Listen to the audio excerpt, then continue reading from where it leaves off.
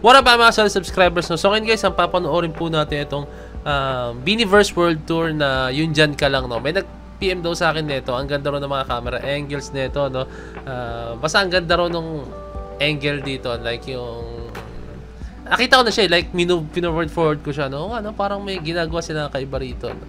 So, panoorin natin to, no? Okay? Let's go!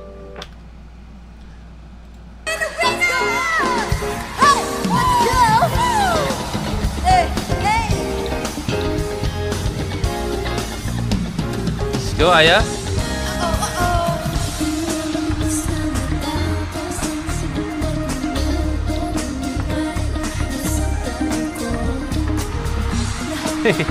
Angas sa isang angle lang.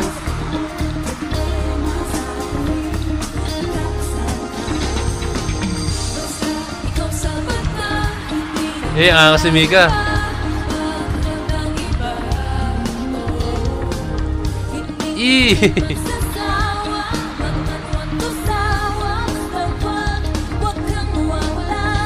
Maganda ni Colette.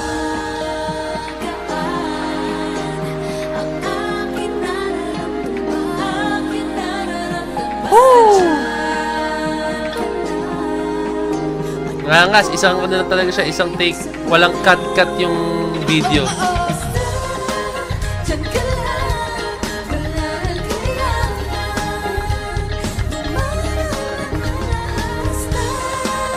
Tinamaan yung camera, tayo niya. Ganun yata ni, parang ganun ni Maloy, no? Pero nag-shake tuloy siya. Up.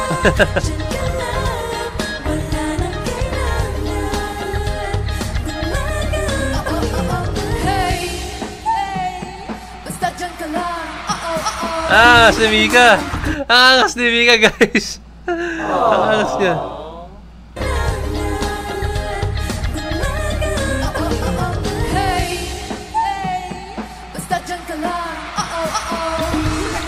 Alam mo, ang cute kay Mika, no? Pag nagtatagalog siya, ang cute niya magtagalog, no? Kasi siyempre sanay tayo kay Mika na nag-English po talaga, no? Pero pag kumakanta siya, may sarili siyang style ng pagkanta and kung paano niya bigkasin yung words, no? And yun, para sa akin, napaka-unique ng approach ni Mika sa pagkanta, no?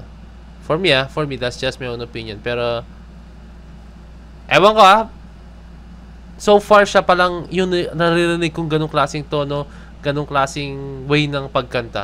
For me, that's just my own opinion. Comment down below kung meron. Pero ako, so far, namilig ako manood ng mga singers, mga pop group or K-pop groups or kung ano mang grupo or girl group or kung ano man, no? Pero si Mika lang yung may ganong klaseng atake talaga, no? Like timbre ng boses, yun, si Mika napaka-unique, kaya bias ko yan si Mika, eh.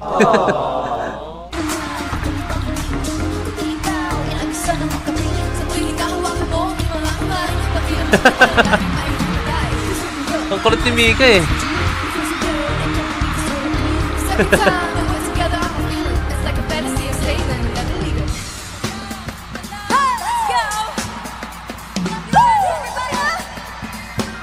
Dagdag ko lang, guys, no? Pasensya na. Ilagay ko ng link sa siguro ng original video na ito.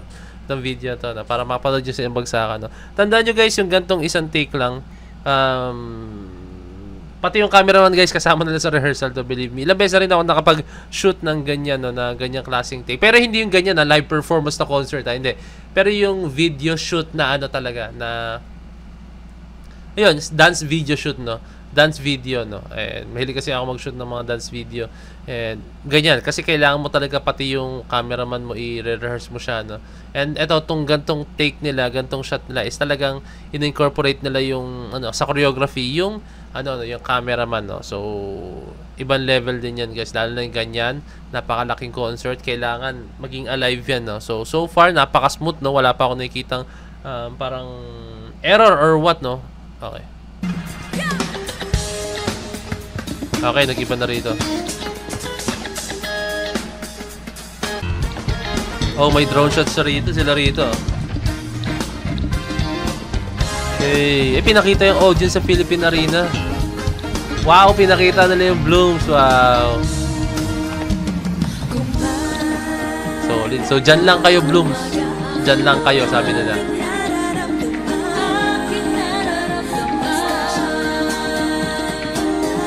Okay, Staku.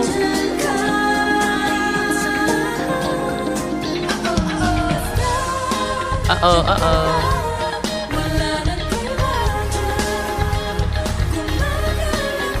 Ang angas ng drone shot, oh. Sigawan kay Aya.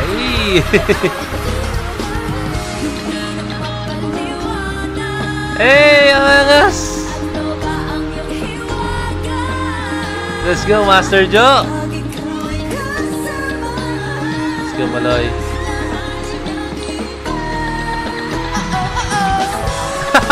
Ang cute talaga ng mga Mika. Uh-oh.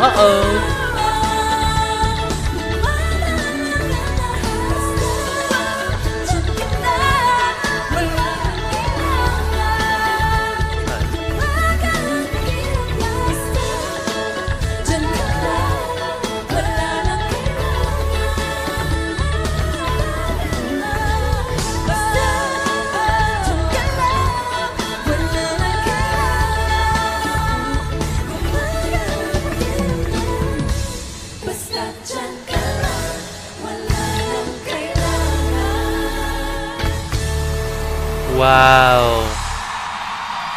Bini! Woo! Grabe! Wow! Oh my gosh.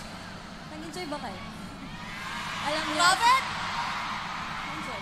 Alam mo, isa rin sa favorite ko talagang road natin. Me I too. love it. Sobrang, danceable.